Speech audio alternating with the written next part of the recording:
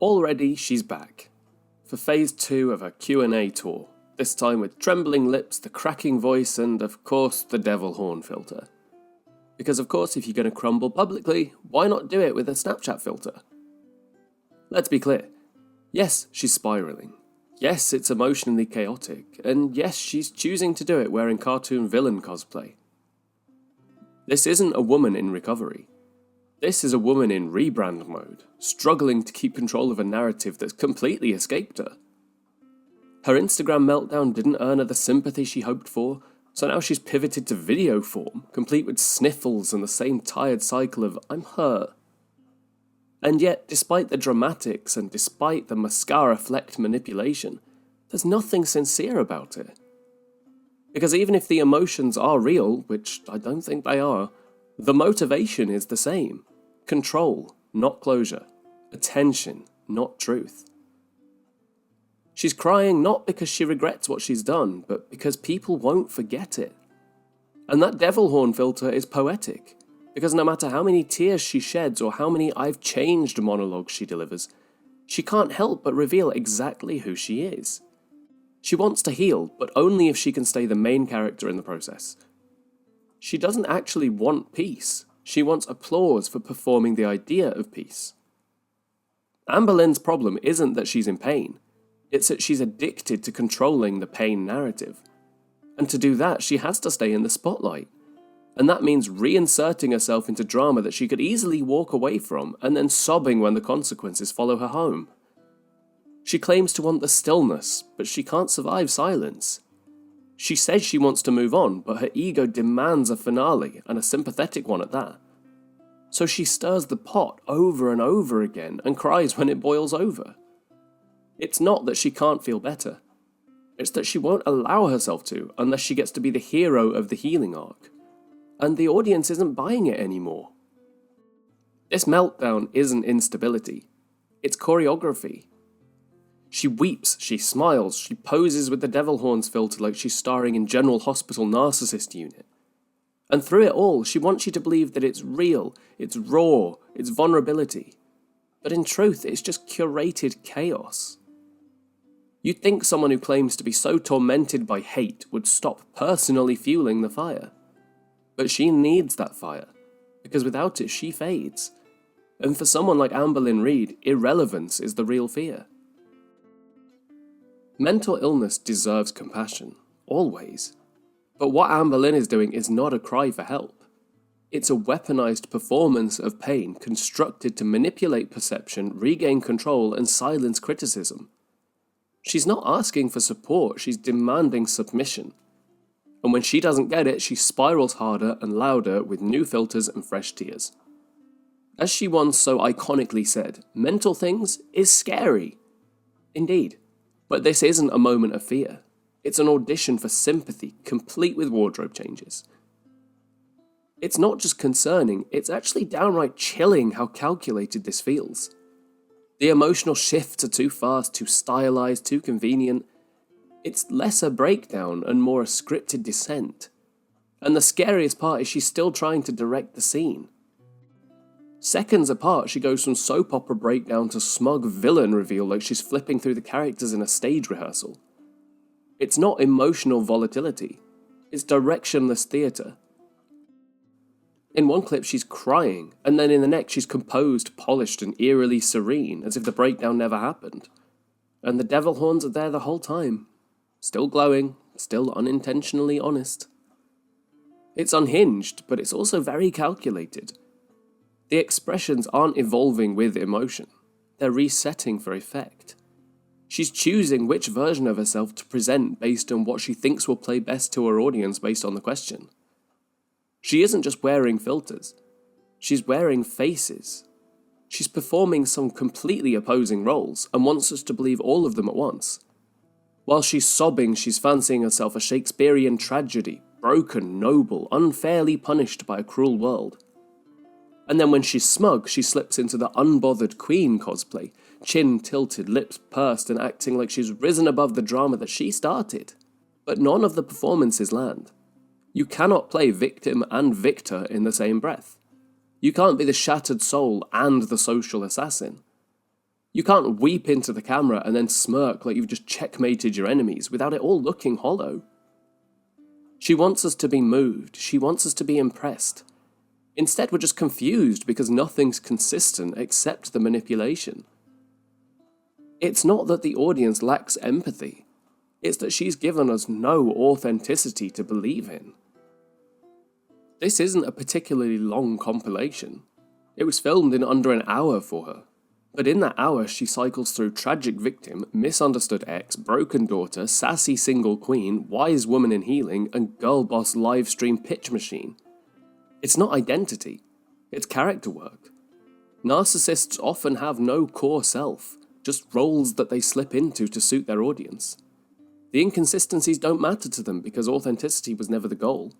Reaction was. And that's exactly what we're seeing here.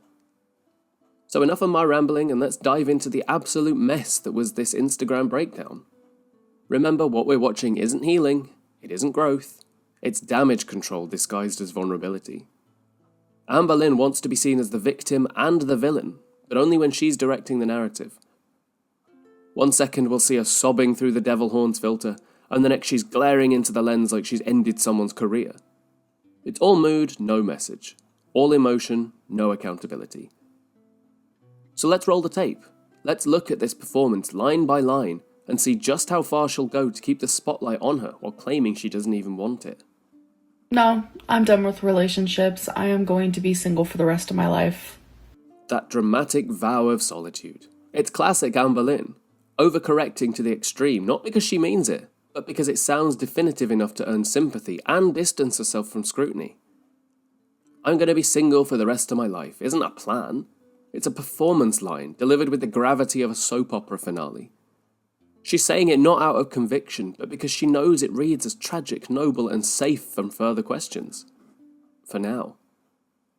But let's not pretend she hasn't said this before. She's made this promise before, only to start talking to someone else within weeks, if not days.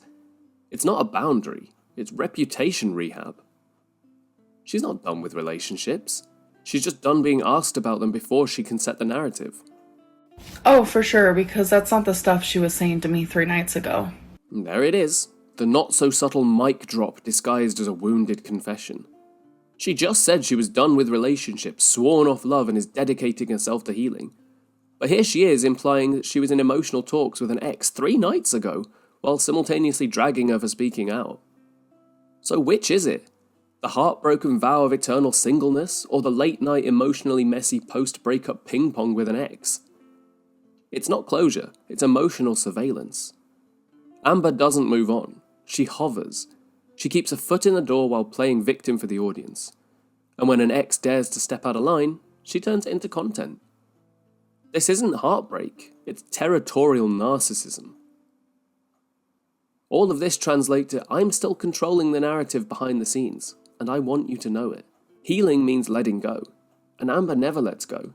She just waits to be missed.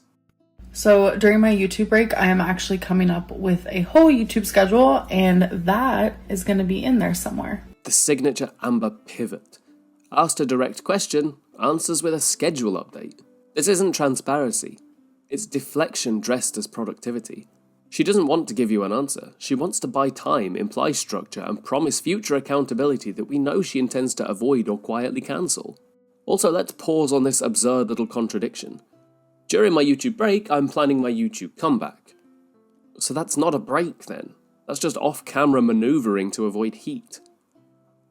And the fact that her weight, the core issue of her entire platform, is now being dangled like a content teaser, that's not health progress.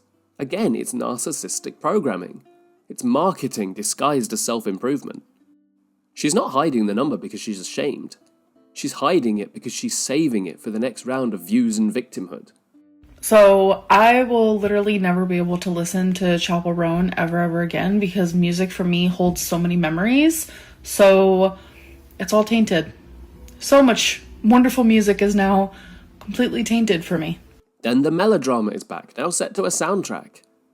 This isn't just heartbreak, it's a full-blown musical tragedy complete with trembling hyperbole and a sprinkle of self-pity. Because of course every song is now tainted. Everything she once loved is now drenched in sorrow. Because nothing about Amber can ever happen on a small human scale. It always has to be an emotional extinction event. And let's not ignore the subtext. She's not just saying she's sad. She's saying, look how deeply I feel. Look how tragic I am. Look how real this love was. It's a performance of grief designed not to process anything, but just to earn points for how devastated she can appear. And if that music is tainted, it's not because of someone else. It's because of the emotional theatre she stages on top of every interaction. She turns small moments into monuments and then wonders why she can't move on. I genuinely, from the depth of my soul, am not that type of person. There it is. The narcissist spiral phase 1. Everyone is the problem but me. I'm not that type of person. Yes, you are. Historically, repeatedly, you are exactly that type of person. The one who spills tea, makes threats, alludes to drama without details, and weaponizes silence to build tension. But it seems like I keep getting mixed up with the wrong fucking people. Like, I'm just done. Like, I don't want any friends. I don't want any girlfriends. Nothing. I'm done with everyone and everything. And then suddenly she's pivoting into the classic victim tantrum. I don't want friends. I don't want girlfriends. Every time she loses control, she declares emotional bankruptcy like a sulking teen who's been uninvited from the prom. This woman is pushing 35, not 15, and she's still weaponizing detachment like it's a moral high ground. It's no one deserves me energy wrapped in mascara and drama. And if she were truly done, she wouldn't be broadcasting it. She'd just be gone. But she's not done. She's setting the stage for a comeback. Because in the Amberlynn Reid verse, every breakdown is just a dramatic cliffhanger before the next episode. This isn't the end. It's just the dress rehearsal for the next manipulation cycle. I don't understand it. I don't understand it. And then she goes into spiral phase 2, the I was the martyr all along monologue, complete with performance tears, a dramatic self-expose, and just enough fake self-awareness to make it look like honesty. I just don't understand it, which means I don't understand why the narrative isn't going the way I wrote it. I genuinely don't. And it's like, I think the craziest part is like that was in response to me saying that I miss her. I didn't even say anything bad about her. I've never said anything bad about her. I have stuck by her side. I have stuck up for her. I have lied for her. So we're casually admitting to being complicit in deception now. But it's fine, right? Because you were doing it for someone else, not for content, not for self-preservation. Right? I've been there for her. But Amberlynn's just a master manipulator. I'm just the fucking wizard of manipulation. I'm going to be the professor at the manipulation college. Like, what the fuck ever. Now that's quite a line.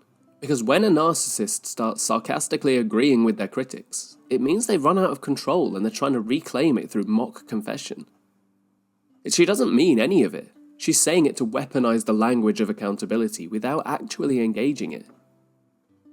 This is vulnerability as emotional theatre.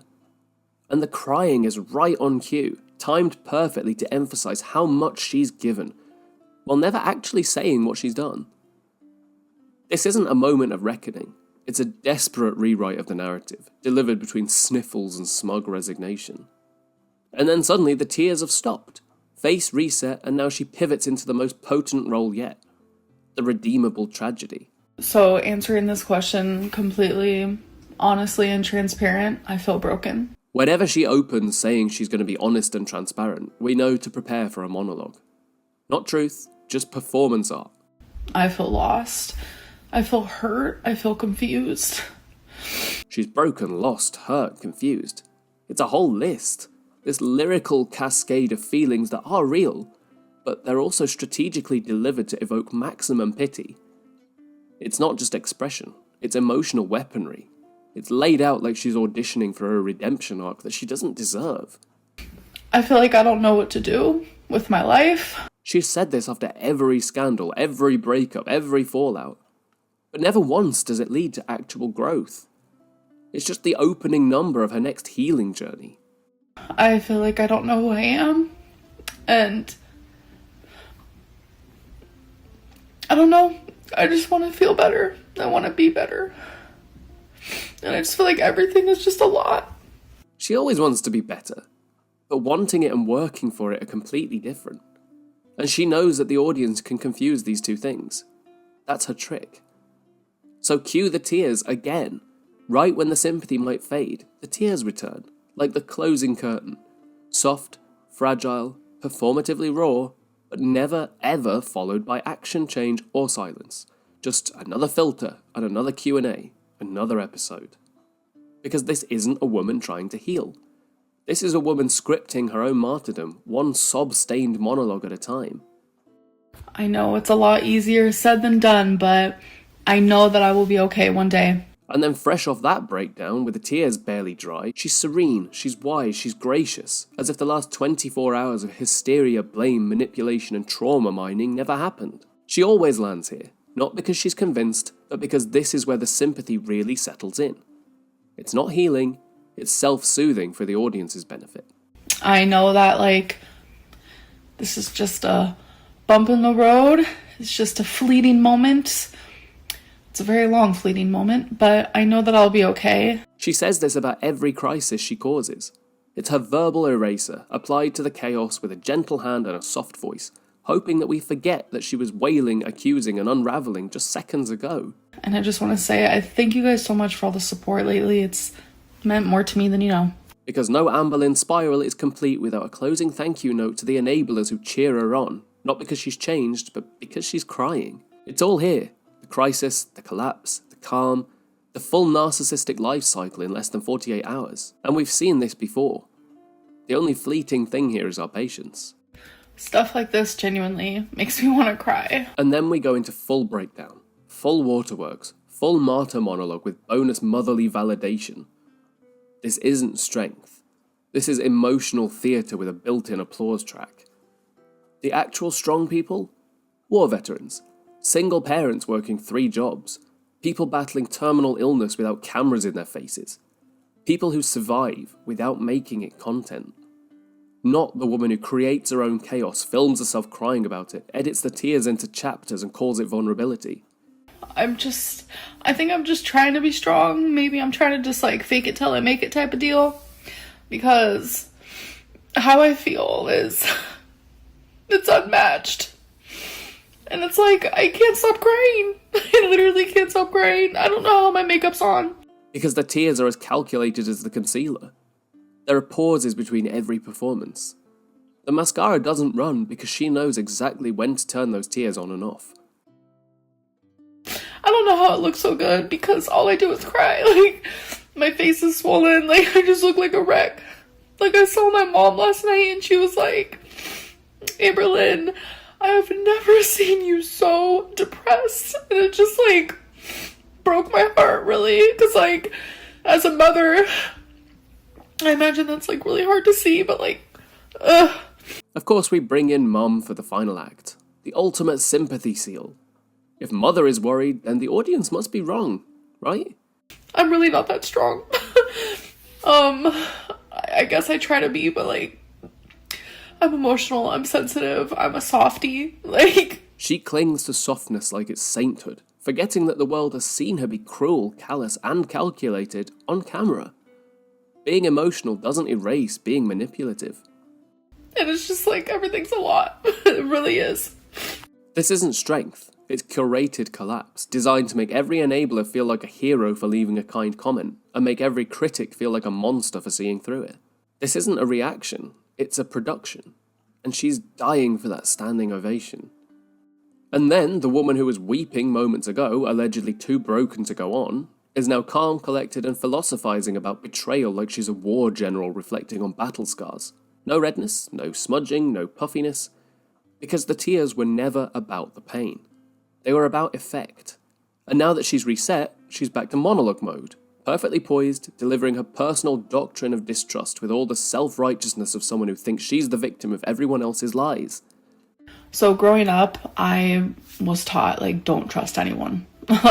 Especially because of the life that I grew up in. And I think that just, recently, in the last, few years, it has validated, don't trust anyone. No matter all of the pillow talks, the sweet nothings whispered into your ear, how much people can make you believe that you can trust them, don't do it. But this is the same woman who's abused people on camera, lied about others relentlessly, weaponized trauma for attention, falsely invoked sexual assault claims more than once. Just this week she was implying something sinister about Mr. Snowflake with no basis. And now she wants to act like she's the one who can't trust others. Because you can't. You can't trust anyone. No, Amber, you do not have trust issues. You have control issues. You don't fear betrayal, you fear accountability. You're not haunted by pillow talk, you're haunted by the fact that people are finally speaking truth about surviving you. It's not wisdom, it's emotional laundering. Because we're not buying the paranoia. We've seen the pattern. And the tears may evaporate quite quickly, but the receipts don't. That made me giggle. Of course it did. The idea that she's being admired for surviving consequences is Amberlynn's ultimate fantasy. Thank you for that. Is it a superpower? And then the fake humble flirtation with being stronger than the rest. She receives hate and suddenly she's a martyr with a cape, half crying, half laughing, and somehow always a bit of everything. Because if she can spread it thin enough, you won't realise she said nothing at all. Is it a superpower? Maybe.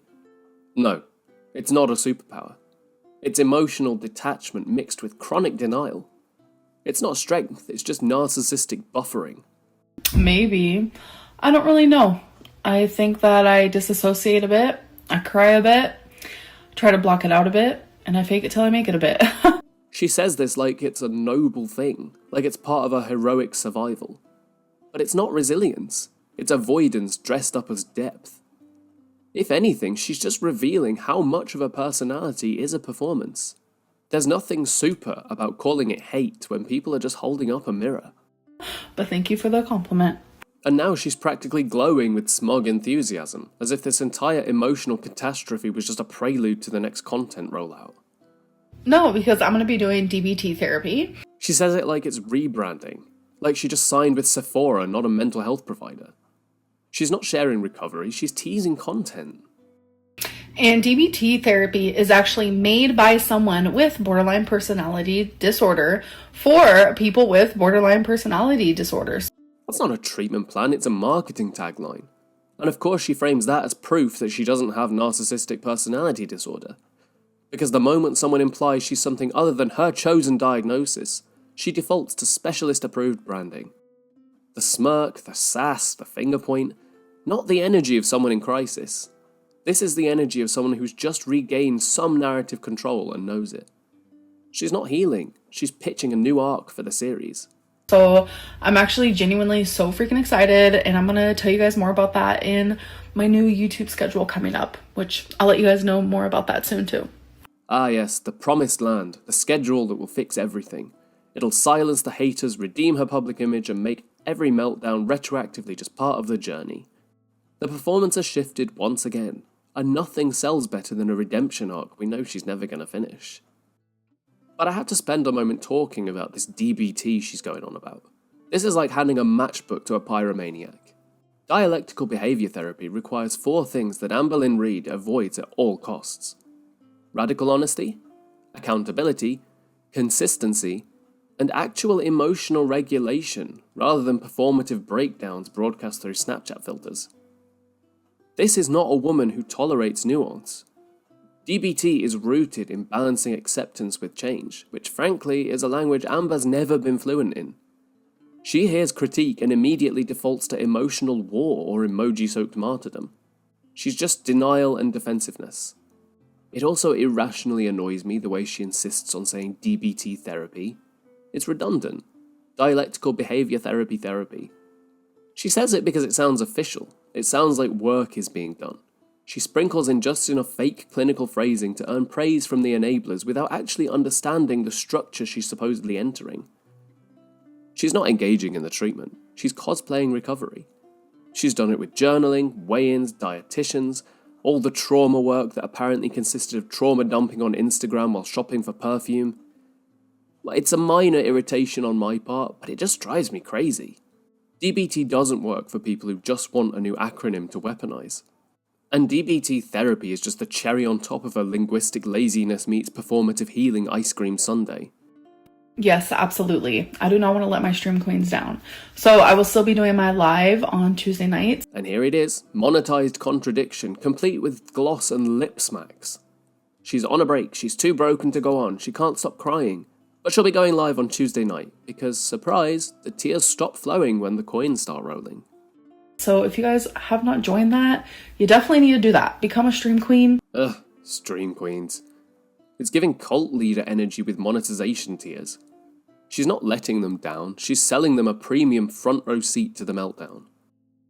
Go to my channel, click the join button, and we're going to be going live on Tuesday night. That join button sales pitch is absolutely shameless. She's actively recruiting in the middle of an alleged crisis. It's not recovery, it's a funnel strategy. She doesn't want to let her stream queens down. She wants to keep the revenue pipeline open while pretending she's emotionally unavailable. It's not a break, it's a rebrand. And the live streams aren't connection, they're just customer retention. If your emotional collapse comes with a join button and a Tuesday time slot, it's not vulnerability, it's scheduled programming. If this were real emotional range, I would applaud it. But it isn't. It's emotional choreography. It's rapid, jarring shifts that don't reflect inner turmoil, but just external strategy. Yeah, humans experience a spectrum of emotions, but what we're seeing here isn't a spectrum. One moment she's inconsolable, declaring herself broken and alone, sobbing about her mother, witnessing her depression. And seconds later she's lip-smacking, finger-pointing and purring about live streams. It's not just mood variability, it's narrative repositioning. Every new clip serves a purpose. Victim to silence critics, survivor to earn praise, saleswoman to maintain income, and sage queen to close the show. And all of it within an hour. That's not processing, that's production. When you cry, laugh, rage, manipulate, sell, and pose, it stops being believable and just looks like emotional drag. Costume changes without the curtain call. And now the tears are completely gone. The trauma monologues are forgotten. We're now in the hot girl healing arc, where the depression is gone because someone called her hot. She's not depressed, she's preening. Why, thank you.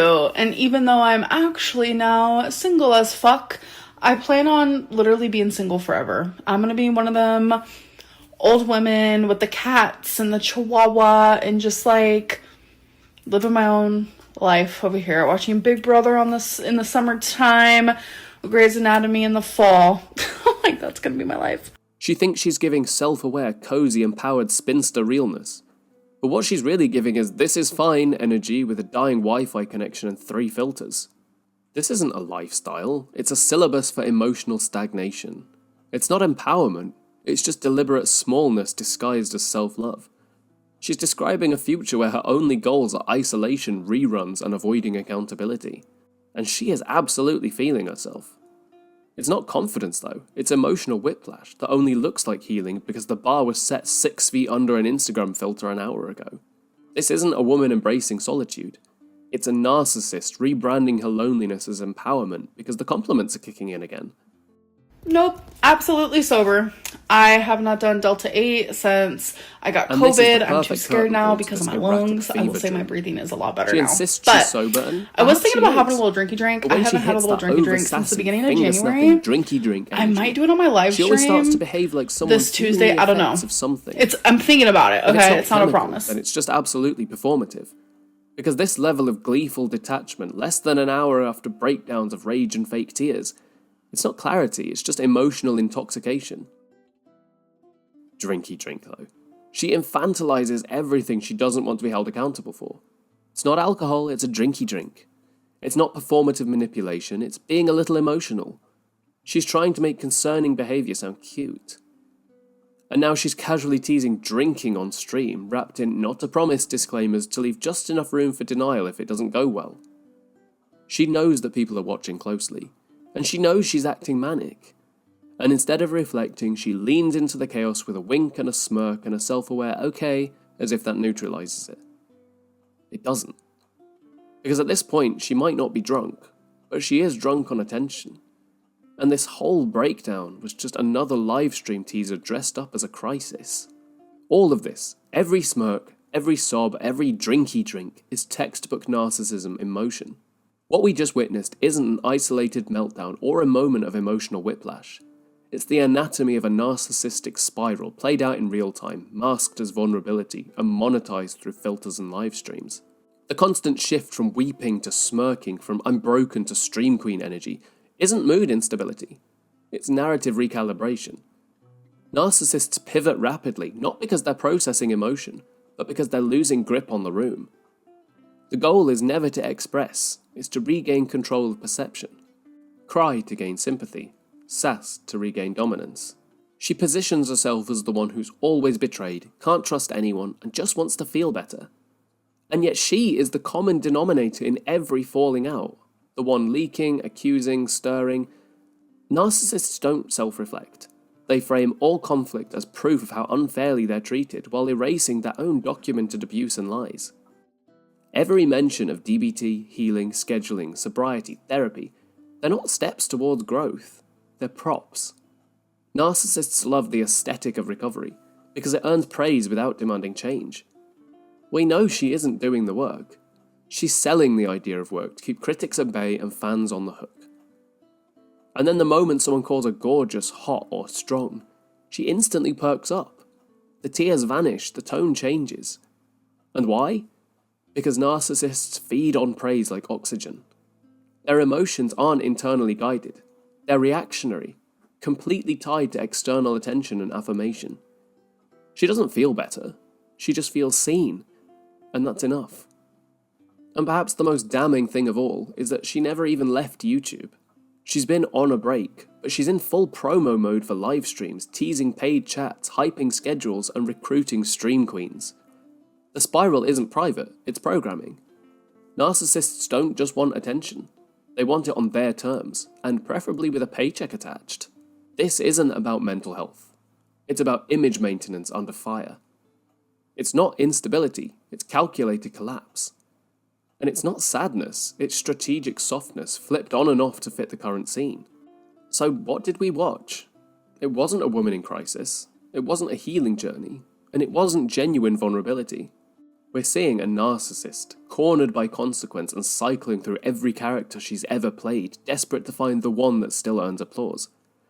The crying is strategic, the sass is defensive, and the drinky drink livestream promo is opportunistic.